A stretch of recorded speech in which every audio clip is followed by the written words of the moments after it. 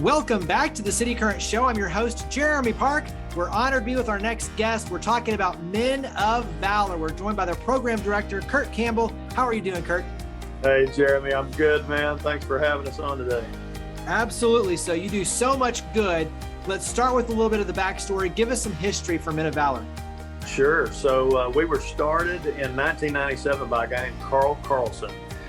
And interestingly, Carl came to know the Lord in prison. He was serving a 15-year sentence for armed robbery here in Nashville.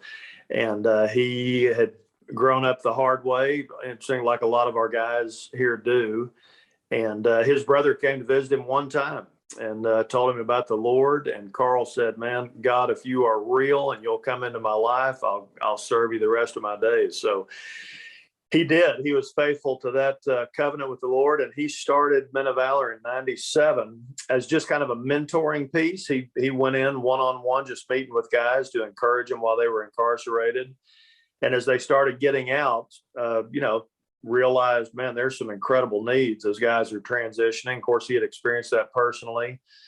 So through the years, it's really just morphed and grown, and God's done an amazing work here. So faith-based in terms of the program and the good that you're doing. And even the name Men of Valor comes from a biblical reference, which is pretty cool too. It does. And yeah, a lot of people don't know that, but just a real quick overview. So King David was, before he was king, was running from King Saul for fear of his life. And the rebels, all the outcasts, the criminals, rejects from society went to him for leadership and counsel. And as he trained them and equipped them, they became known as David's mighty men of valor. And so that's really who we're dealing with at Men of Valor, kind of the outcasts, the rejects of society, the guys with criminal backgrounds. But God's got an incredible purpose for them. And so we want to partner with him in helping them understand and live out what that is. So you have an in-prison ministry side, and then obviously once they come out, reentering society, you've got all the support network there. So let's take it in pieces. Talk about going into the prison system and working with the men. Yeah. So, we describe this, Jeremy, as a relational discipleship ministry. And it, for all of us, right, in life, things happen through good, healthy, loving relationships with other people. And so most of these guys who are incarcerated have gotten there obviously for bad decisions, but also because of a ton of trauma and broken relationship in their lives. They don't trust easily. They don't do relationships particularly well. And so if we're going to be able to help them on the outside, we need to establish some kind of a trust and relationship before they get out. So we go into the prisons and jails as well, just across the state of Tennessee, really just trying to befriend these men, let them know, first and foremost, they're not forgotten. There's people in society who care about them, who love them. And then obviously to tell them, if they don't know already, that there is a God who exists, who has a great plan for their life, and that we'd love to help them, find out what that is. So we do some Bible studies, we do a lot of evangelism, concerts, but really inside the facilities, it's based around developing relationship. How far in advance, in terms of knowing that they're going to come out, is it something that you're looking strategically of a year before, 6 months before, or is this a day-to-day, let's just build as many relationships as we can, and then that way, once they come out, we've got a relationship with them? Yeah, it's really that. I mean, we want to, impact and reach as many men as we can. Obviously, it helps the longer a guy's incarcerated that we've been in contact with him, deepens that relationship.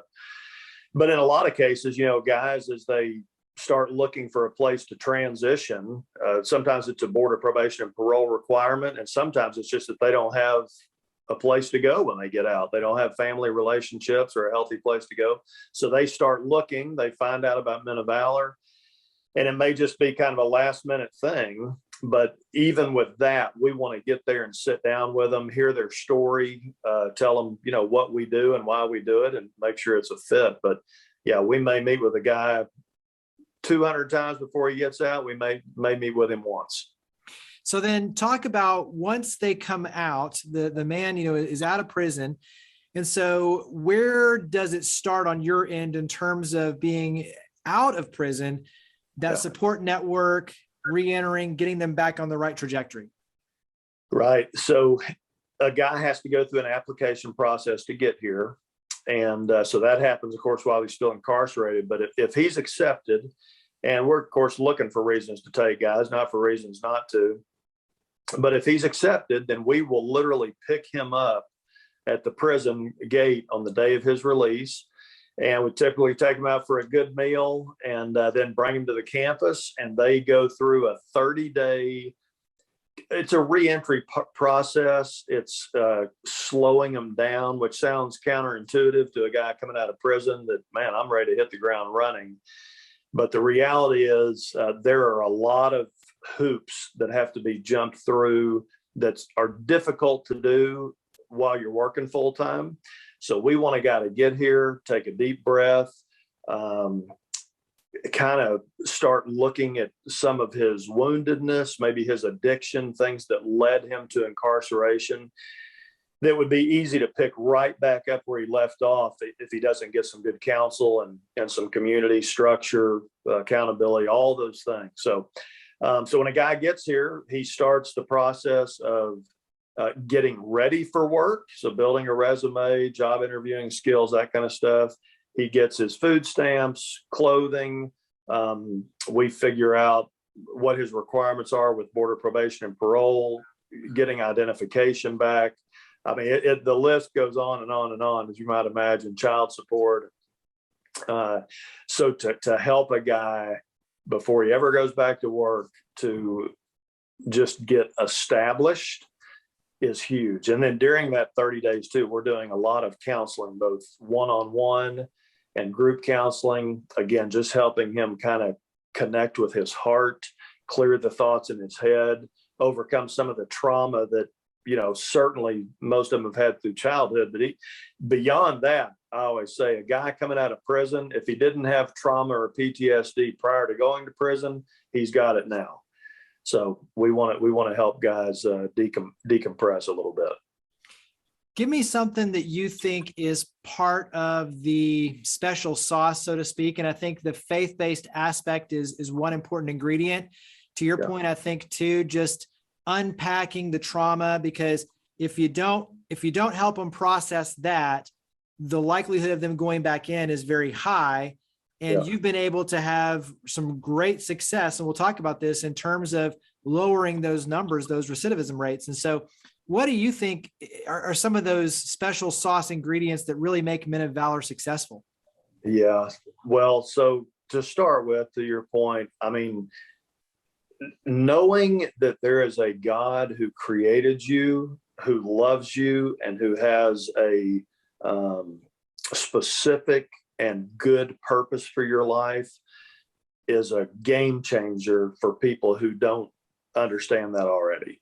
That they weren't an accident from a one-night stand with a father who they never met or whatever, right? God, regardless of the circumstances, brought you into this world. He wants you to know him.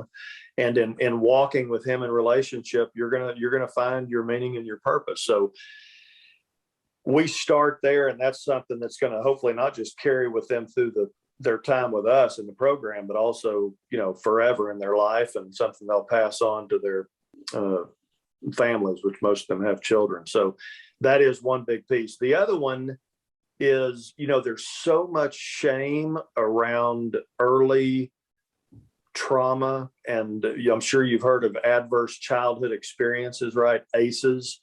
They're these 10 indicators for basically behavior or patterns that develop later in life.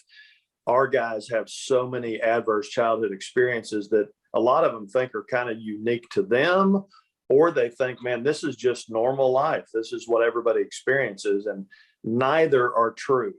And so as they get in these small groups, as they're doing one-on-one counseling, and they start to talk about some of the pain and the trauma and how they've coped with it, in most cases in unhealthy ways through the years, they realize, wow, not only am I not alone in this, but I've got some other choices and options in the way that I handle it moving forward. So that's a big piece in the success that we've experienced here, I think.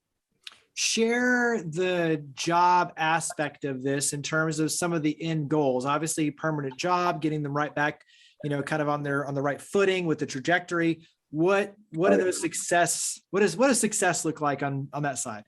Yeah. So, well, 2%, we're in a really unique place right now in our country in terms of employment, where in years past, it's been kind of cold calling, looking for employers who are willing to give guys a second chance. Now, number one, because of our history and reputation with employing guys successfully, but also with the need in the marketplace, we've got people reaching out to us saying, man, can we hire your guys? And so it's been great.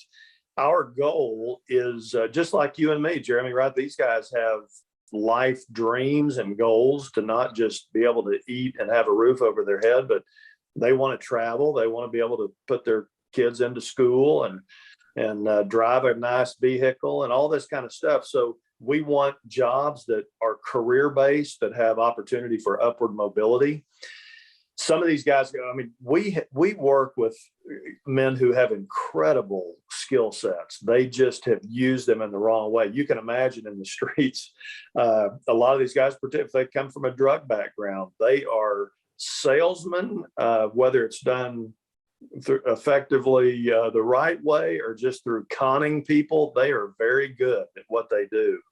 And so trained and equipped to do that in a morally correct way and an honest way with integrity, these guys are good.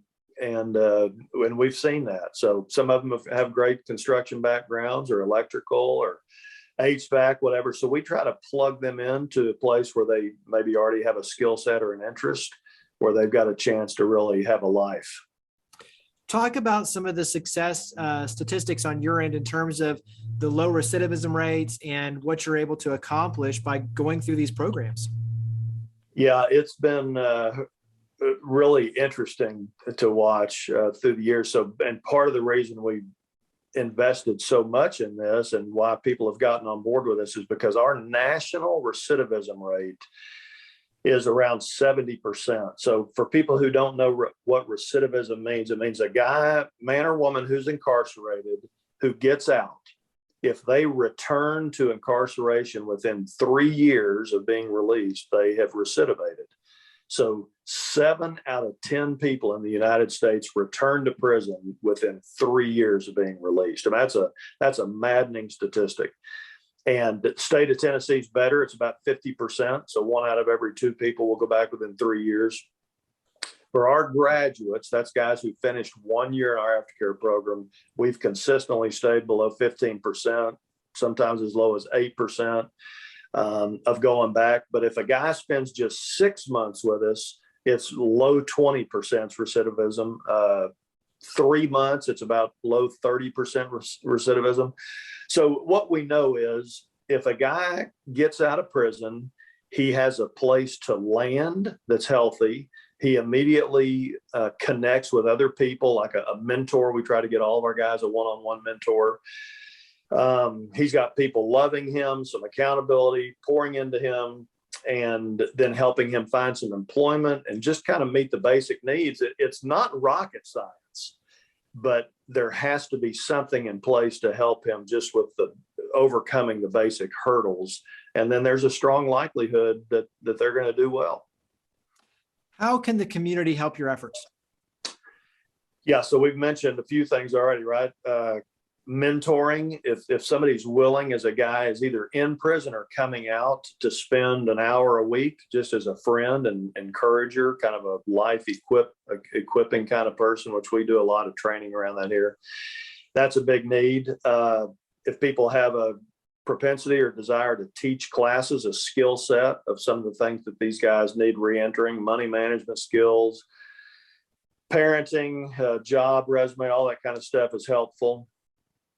We've got transportation needs here.